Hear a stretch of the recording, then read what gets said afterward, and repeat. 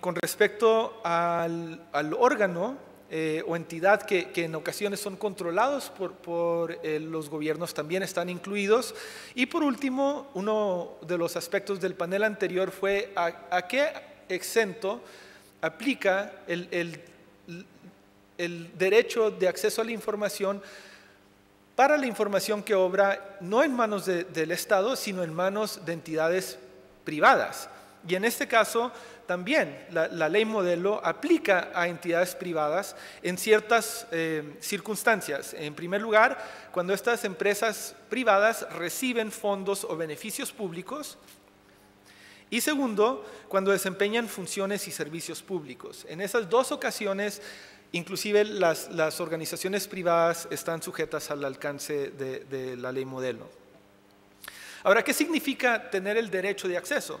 Esto básicamente significa, en términos generales, que cualquier persona tiene el derecho a ser informada, en primer lugar, si la información está en posesión o custodia de la autoridad pública a la cual se le está solicitando, y en segundo lugar, si existe esa información dentro de la posesión o custodia de la autoridad, que se le entregue a esa persona solicitante, salvo por el régimen de excepción que vamos a hablar. Tiene el derecho también a la solicitación anónima. La comisionada Marván habló el día de ayer que ocasionaba, digamos, alguna discusión que se presente una solicitud por parte de Mickey Mouse o Winnie Pooh, pero el propósito básicamente siendo que no es necesario identificar y si la información es pública no importa quién la solicita. Y viene siendo otro de los derechos encapsulados dentro del alcance de la legislación. El segundo capítulo tiene que ver con las medidas proactivas que debe tomar un Estado para presentar la información que tiene al público. Estas medidas, bajo el sistema que se propone en la ley modelo, son medidas obligatorias, es decir, no es a voluntad del Estado o de la agencia o entidad pública de dar esta información, sino que tienen, con la participación de la comisión, de tomar medidas proactivas para empezar a poner toda esa información en páginas de internet, preferiblemente que son accesibles para todos. Es decir, que no se tenga que esperar que una persona venga a presentar una solicitud y requerir la información, sino que toda autoridad pública, trabajando en conjunción con la comisión, empiece de forma proactiva desde el inicio a empezar a divulgar toda esa información. Esto obviamente tiene un incentivo importante, creo, para las agencias públicas también, porque entre más información se divulga de forma proactiva, menos solicitudes de información se van a recibir. Entonces, si uno busca la eficiencia en la divulgación de la información en posesión de una autoridad pública, lo más eficiente sería ya tenerla, para que la ciudadanía no esté solicitando vez tras vez. Y en esa expectativa, la comisión le ayudará a todas las agencias públicas a publicar un esquema de la información clave. Se habló, por ejemplo, la ley modelo tiene un listado significativo de la información clave que se tiene que publicar como obligación, incluyendo algo que se discutió bastante el día de ayer, los salarios de los funcionarios públicos. Se tiene que incluir los registros de información que tengan esas entidades públicas, todas las solicitudes que han recibido y, en fin, trabajar con ellos para buscar la mejor manera de hacerlo. El tercer capítulo tiene que ver con el proceso de solicitud, cómo se presenta la solicitud, tiene que ser escrita, puede ser electrónica, etcétera. Todo eso se regula dentro de la legislación. Y el proceso de contestación, cómo se interpreta el alcance y cómo se entrega esa información por parte de la autoridad pública. Se crea también un oficial que es el oficial de la información, que es el encargado de dar esta información al público y de trabajar con sus colegas dentro de la autoridad pública para llevar a cabo el acceso a la información. Establece los plazos que tienen que ver con la contestación, cuánto tiene el Estado para realmente entregar la información al solicitante, y los costos, que se habló bastante el día de ayer respecto el derecho gratuito de la información. Y es un concepto, principio que sigue también la ley modelo. Con respecto a las excepciones, aquí vemos un régimen de dos tipos de excepciones. Una excepción para cuando se dañan los derechos privados, que era lo que estábamos viendo en el panel anterior, y cuando se dañan los derechos públicos. Con respecto a los derechos privados, el que vimos, el derecho personal a la privacidad, a pesar de que obra en posesión del Ministerio, por ejemplo, de Salud, información privada de tratamientos médicos de los individuos, no significa que esa información es pública.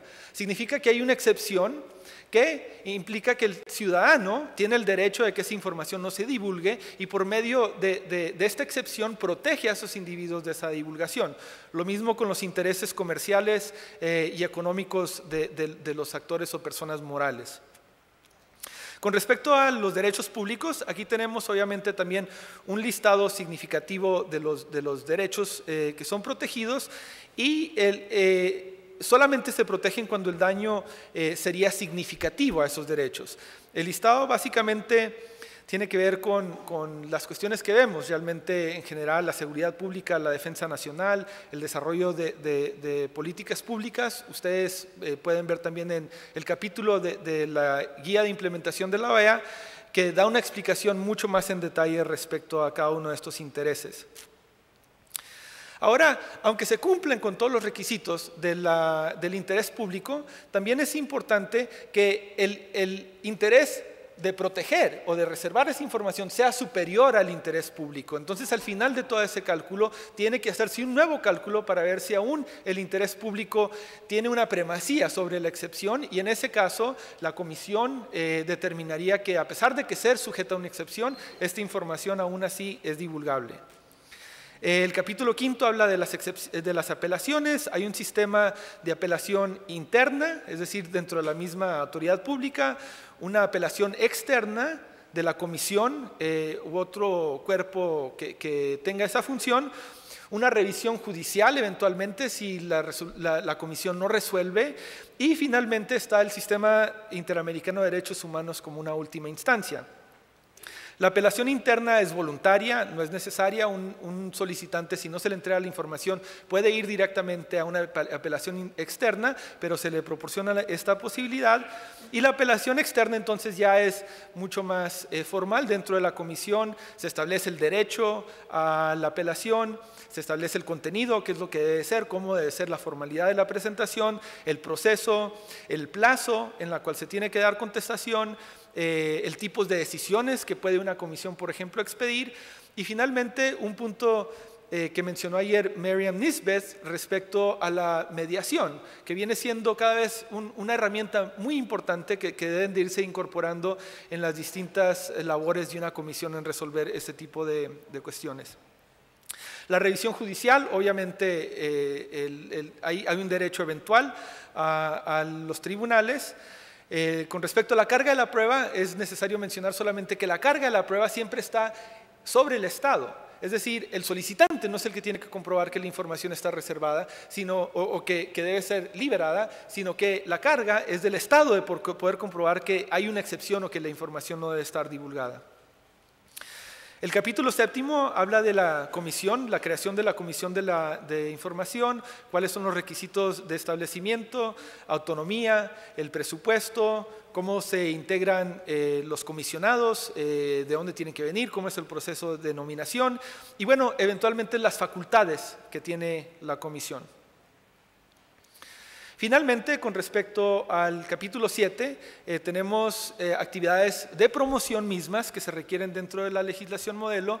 Entre estas, el monitoreo de si está funcionando bien la legislación, la capacitación de los funcionarios, tanto dentro de la comisión como dentro de las diferentes entidades públicas, y finalmente la educación, obviamente, del público en general de que este es un derecho y de educarlos de la forma de ejercer ese derecho. Ahora finalmente no entré en la discusión de la guía de implementación. La guía de implementación, que es un instrumento que va pegado a la ley modelo, contempla ya en detalle cómo se deben de implementar cada una de esas disposiciones y bueno, también está a su disposición en el sitio de internet para que lo puedan consultar. El día de hoy se presentó la ley, el 29 de abril se va a discutir en la Comisión de Asuntos Jurídicos, en mayo se va a negociar por los estados y esperemos en junio 6 se aprueba la ley modelo en base a resolución de la Asamblea General Modelo de la OEA y eventualmente en el segundo semestre de este año tendremos una sesión especial para ver cómo implementar la ley modelo en los estados. Los invito a seguir el proceso y estaré a disposición de ustedes para cualquier pregunta o comentario. Muchas gracias.